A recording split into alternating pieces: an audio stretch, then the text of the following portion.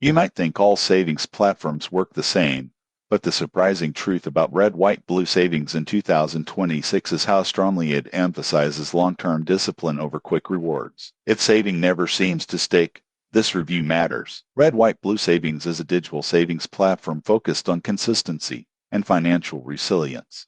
Opening an account is simple, and users can link income sources to automate deposits. The platform's philosophy is simple: save small amounts often and protect them from impulsive spending. One key feature is commitment-based saving. Users can choose optional restrictions that make it harder to withdraw funds unless certain conditions are met.